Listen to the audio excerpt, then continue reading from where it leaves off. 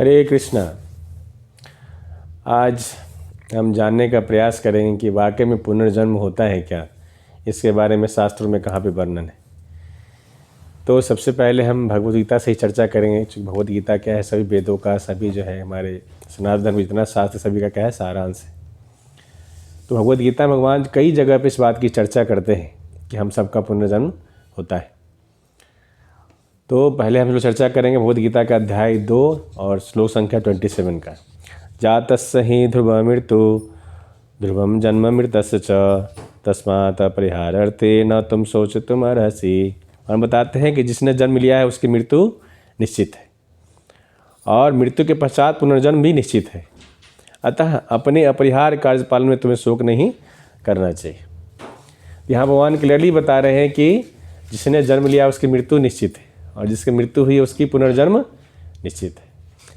लेकिन ये साइकिल कब तक चलता है, जब तक हम भगवान के धाम को नहीं चले जाते। भगवान आगे चर्चा में बताएंगे। इस प्रकार से भगवान जो है ये दूसरे अध्याय के 27वें श्लोक क्लियरली बताते हैं कि जिसका जन्म है उसका जो पुनर्जन्म, जिसका जन्म उसका मृत्यु होता है और जिसका मृत्यु उसका पुनर्जन्म निश्चित तौर पे होता है। फिर इस प्रकार से हम जो भगवद गीता के जो है दूसरे अध्याय के जो है 22वां श्लोक भगवान बताते हैं, वासांसि जीर्णानि यथा विहाय नावानि गृह्णाति नरो परानि तथा शरीरानि विहाय जीर्णानि अन्यानि संयाति नवानि देहि।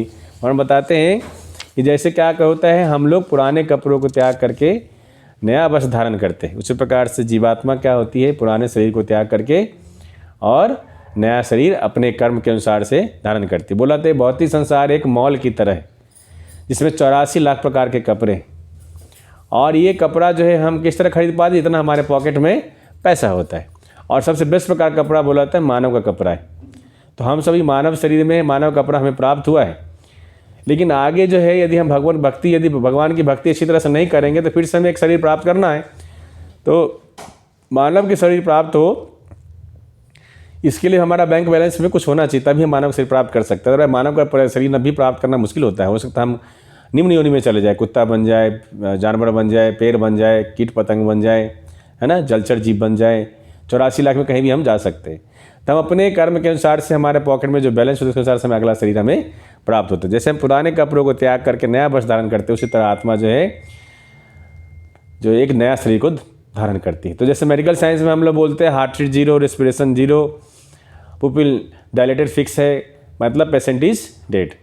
बट अध्यात्म में डेथ का मतलब होता है कि जो सूक्ष्म शरीर, जो सटल बॉडी है, सटल बॉडी का जो है एक प्रकार के शरीर को छोड़ना और दूसरे शरीर में जाना, ये जो प्रक्रिया होती है इसको डेथ बोलते हैं। तो डेथ मतलब क्या है, migration of subtle body from one body to another body. तो इस प्रकार जो डेथ की जो प्रक्रिया है ये क्या है, देहांतरण की प्रक्रिया। इसलिए हमारे क्या है शास्त्रों में बोलता है देहांत बोला जाता है, इस देह का अंत।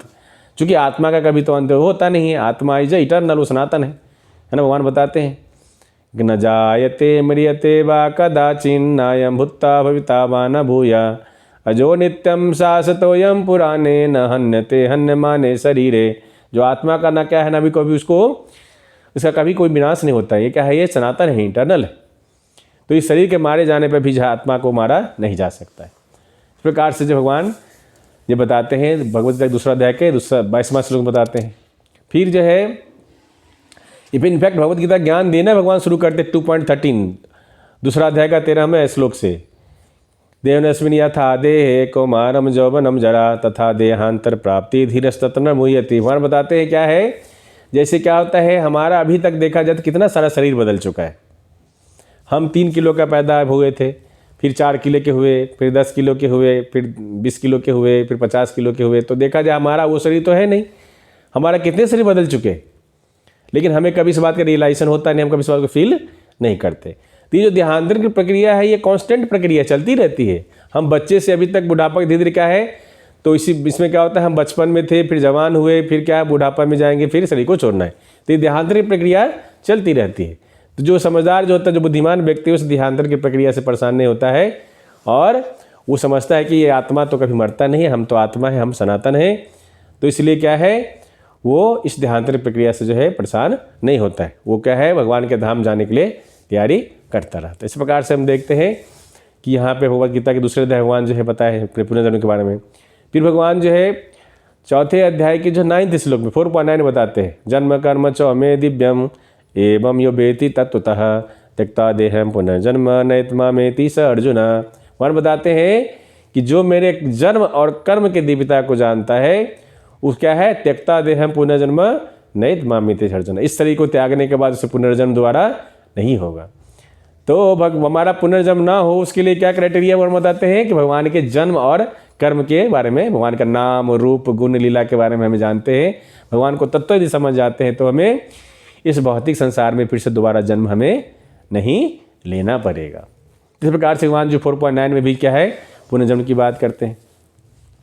फिर हम लोग आते हैं 7वां अध्याय में। 7वां अध्याय में भगवान बताते हैं, बहु नाम जन्म नामन्ते ज्ञानवान माम प्रपद्यते वासुदेव सर्वमिति स महात्मासु दुर्लभ। भगवान बताते हैं कि क्या है, अनेक जन्म लेने के बाद जिनको वाकई में ज्ञान होती है वो क्या है, वासुदेव सर्वमिति, भगवान कृष्ण वासुदेव को वही ही the top most authority of this universe है ना। भगवान कृष्ण ही सर्वे सर्वा है, इस बात को रियलाइज कर पाते हैं और भगवान कृष्ण की भक्ति को कर पाते हैं। भगवान कृष्ण की भक्ति करना आसान नहीं है। भगवान बताते हैं, मनुष्यानाम सहस्रेषु कश्य तति सिद्धये यततामपि सिद्धानाम कश्चिन माम वेति तत्वतः। भगवान बताते हैं कि क्या है, कई मिलियंस में से कुछ लोग क्या है भगवान को जानने का प्रयास करते हैं। उस जानने वाले प्रयास करने वालों में से क्या है, हजारों में से क्या है, कोई एक जो है भगवान को जान पाता है। तो ऐसे महात्मा बहुत दुर्लभ है।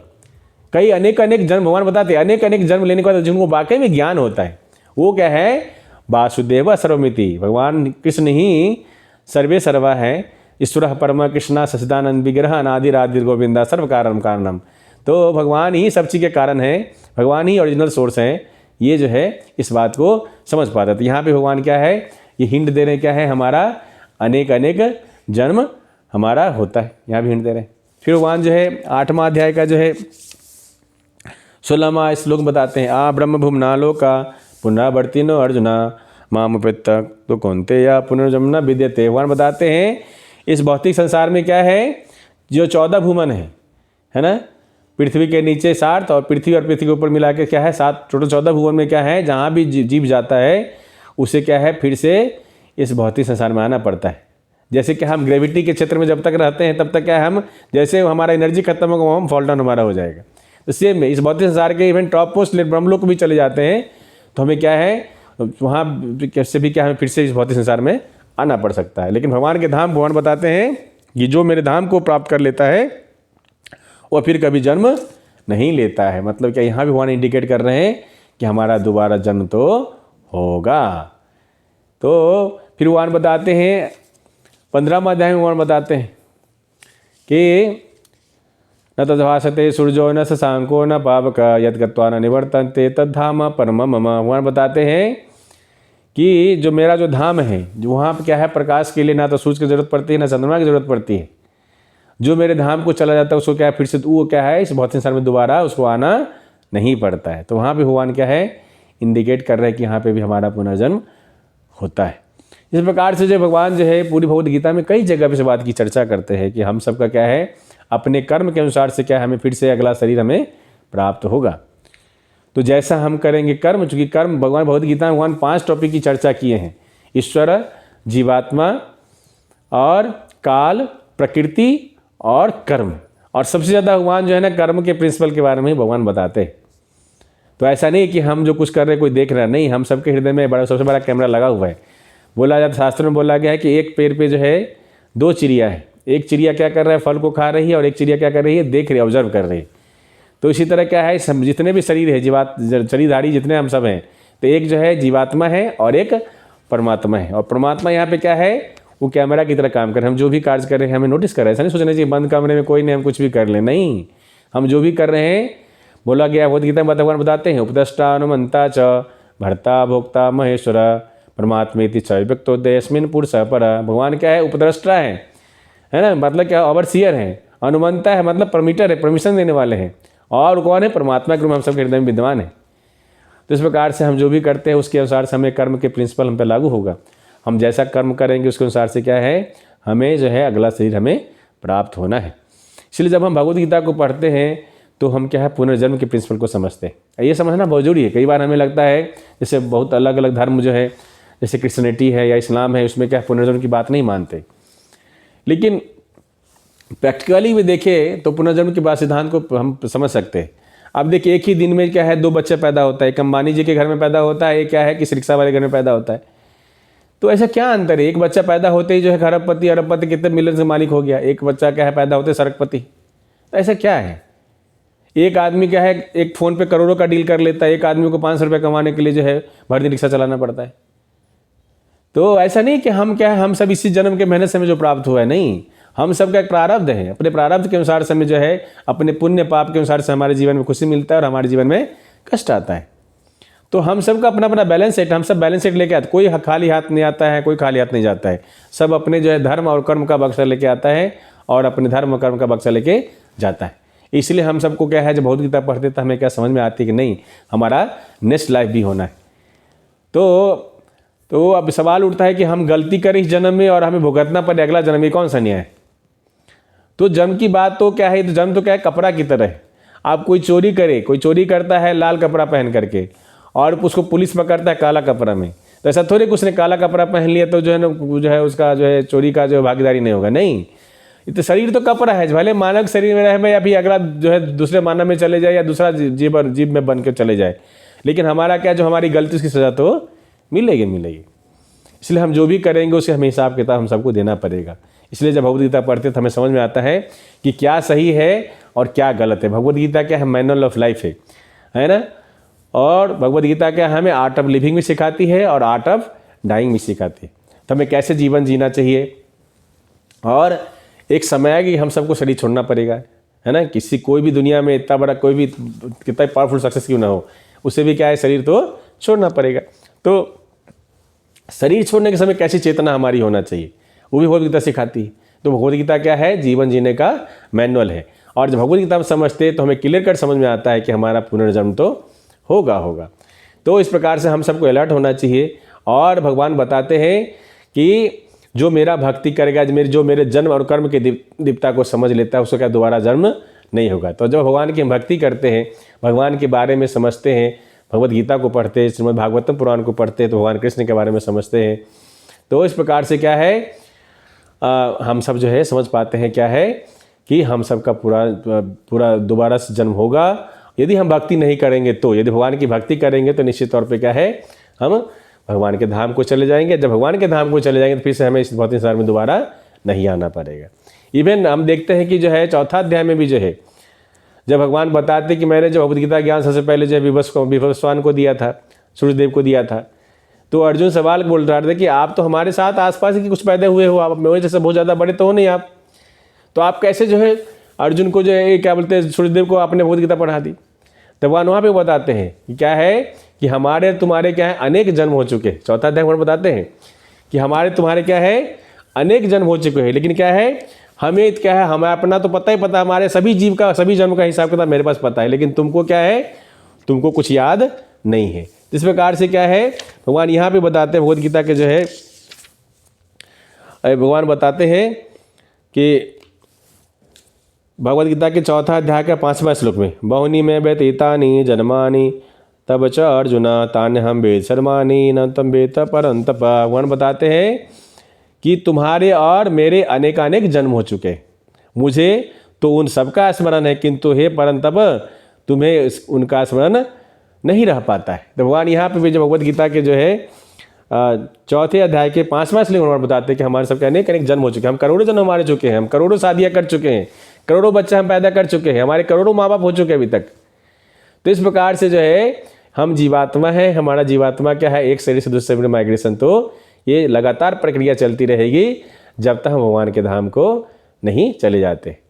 और भगवान भगवद गीता के लास्ट में बताते हैं कि सर्वधर्मान परित्यज्य मामेकं शरणं व्रज अहम त्वां सर्वपापेभ्यो मोक्षयिष्यामि मा शुचः। भगवान बताते तुम मेरे शरण में आ जाओ, मैं तुम्हारे सभी पापों का मैं खात्मा कर दूंगा।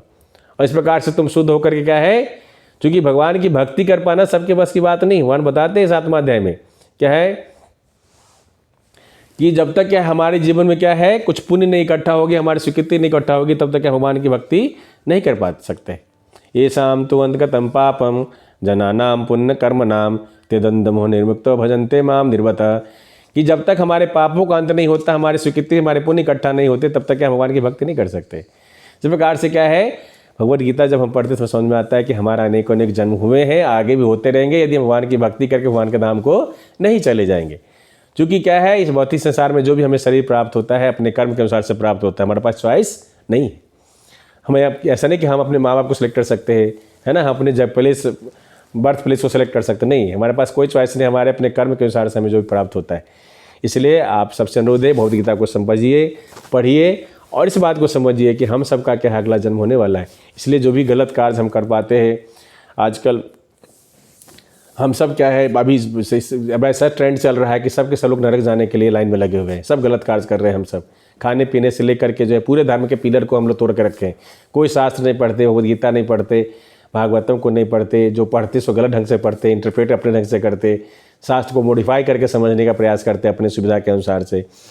तो ऐसा नहीं करने का, जैसा भगवद गीता में बोला गया, जैसे अर्जुन ने समझा है उसी प्रकार से हम सबको भगवद गीता ज्ञान को समझना है, तभी Bhagavad Gita as it is कहलाई जाएगी। तो ये जो शिला प्रभुपाद जी की जो गीता है क्या है, Bhagavad Gita as it is है, यथारूप है। तो शिला प्रभुपाद जी जो है इस्कॉन के फाउंडर आचार्य है, उन्होंने क्या है बहुत सुंदर सी कमेंट्री भगवद गीता पे लिखी है, जिसको हम आसानी से समझ सकते हैं, हर कोई समझ सकता है।